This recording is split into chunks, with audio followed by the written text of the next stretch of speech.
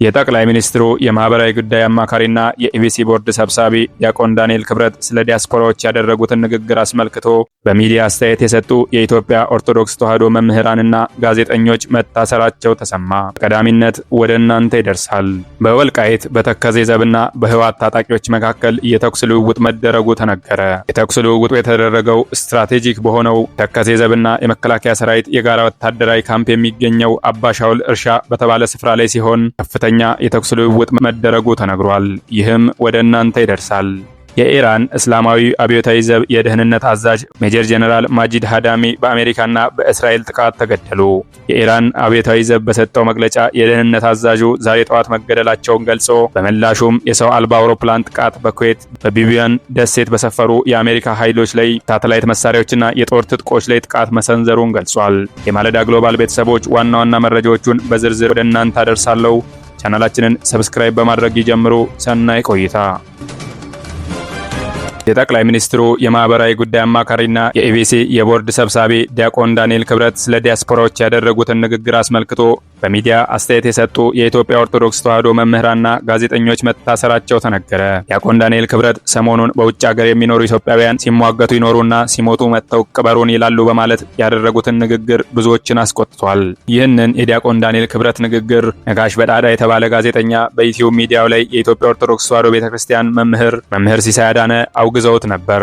ውግዘቱን ተከትሎ የአዲስ አበባ ፖሊስ መጋቢት 22 ቀን 2018 ዓ.ም መምህር ሲሳይ አዳነን ቃለ መጠይቅ ያደረገላቸው ጋዜጠኛ ነጋሽ በዳዳን በቁጥጥር ስር እንደዋለ ተነግሯል። ሁለቱን እስረኞች ለመጎብኘት ወደ አዲስ አበባ ኮሚሽን በተለምዶ ሶስተኛ ፖሊስ ጣቢያ ተብሎ ወደሚጠራው ማረፊያ ቤት ያቀኑት ሊቀ ትጉሃን መምህር ደረጀ ዘወይንዬ የተባሉ ጠያቂም መታሰራቸው ተሰምቷል። ጋዜጠኛ ነጋሽ በምርመራ ወቅት የዲያቆን ዳንኤል ክብረትን ንግግር የተቹበትን ቃለ መጠይቅ ከዩቲዩብ ላይ እንዲያወርድ መገደዱንና ለእስር ያበቃው ይኸው ዲያቆን ዳንኤል ክብረት ንግግር እንዲወገዝ አመቻችቷቸዋል በሚል መሆኑ ታውቋል። መምህር ደረጀ፣ መምህር ሲሳይና ጋዜጠኛ ነጋሽ በዳዳ በፌዴራል አንደኛ ደረጃ ፍርድ ቤት አራዳ ምድብ የጊዜ ቀጠሮ ችሎት የቀረቡ ሲሆን መንግስት በህዝብ ዘንድ አመኔታ እንዳይኖረው በመንግስት ላይ ማነሳሳት፣ በተጨማሪም በአዲስ አበባ ከተማ ሁከትና ብጥብጥ ለመፍጠር ሞክረዋል በሚል ጠርጥሬያቸዋለሁ ሲል ፖሊስ ተጨማሪ ጊዜ እንዲሰጠው ፍርድ ቤቱን ጠይቋል። ፍርድ ቤቱ ጋዜጠኛ ነጋሽ በዳዳን የ50 ሺህ ብር ዋስ በማስያዝ በውጭ ሆኖ ጉዳዩ እንዲከታተል የፈረደ ቢሆንም የአዲስ አበባ ፖሊስ ጋዜጠኛውን ለመልቀቅ ፈቃደኛ ሳይሆን መቅረቱ ተጠቁሟል።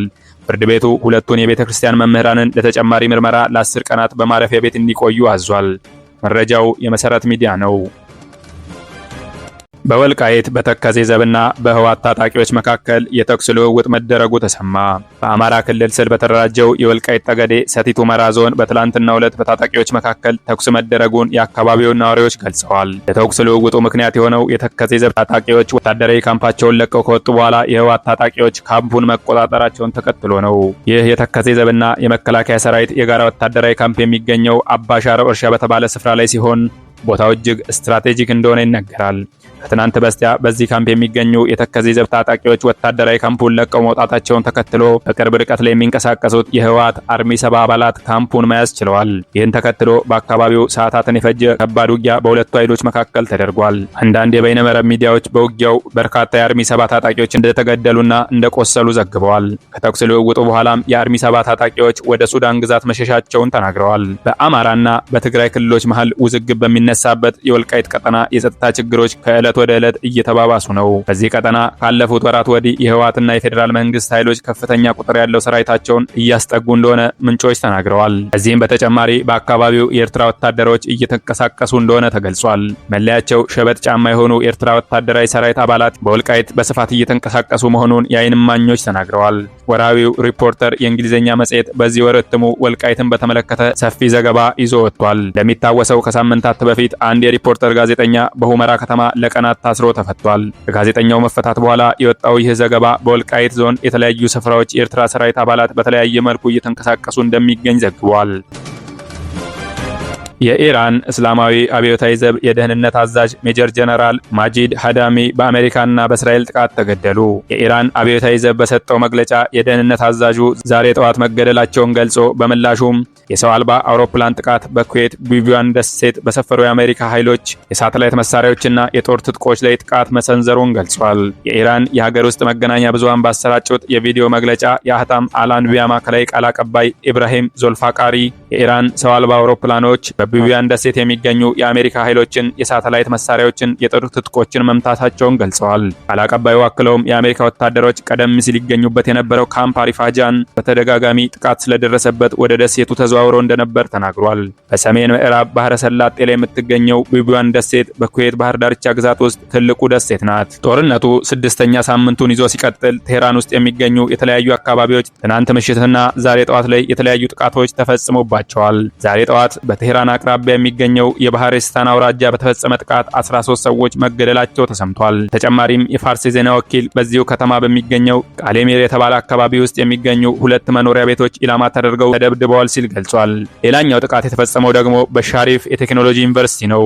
ዩኒቨርሲቲው የቴክኖሎጂ ማዕከል ህንፃ እንዲሁም በትምህርት ተቋም ውስጥ የሚገኘው መስጊድ ጉዳት ደርሶባቸዋል። በማህበራዊ ሚዲያ የወጡ ፎቶዎች በዋና ከተማ የሚገኘው የዩኒቨርሲቲው አካባቢ ጭስ ሲወጣ አሳይተዋል።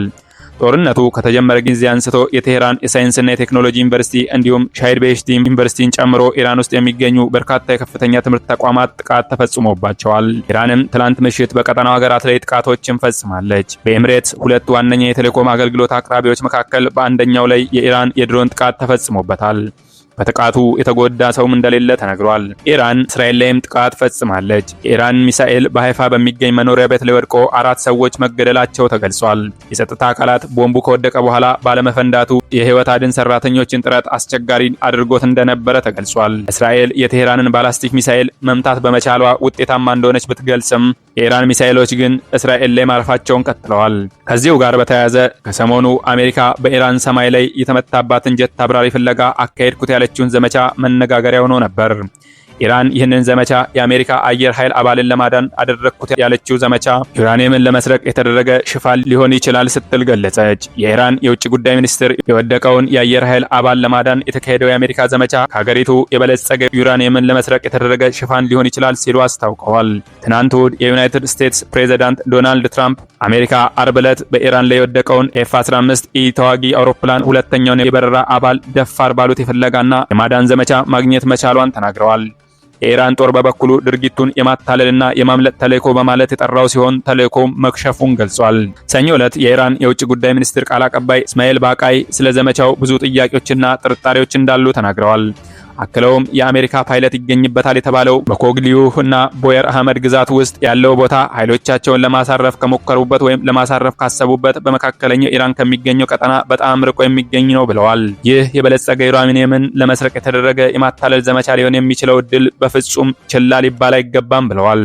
የማለዳ ግሎባል ቤተሰቦች መረጃዎቻችን ይህንን ይመስሉ ነበረ። ቻናላችንን ሰብስክራይብ ማድረግ አይዘንጉ። ቸርን ሰንብት።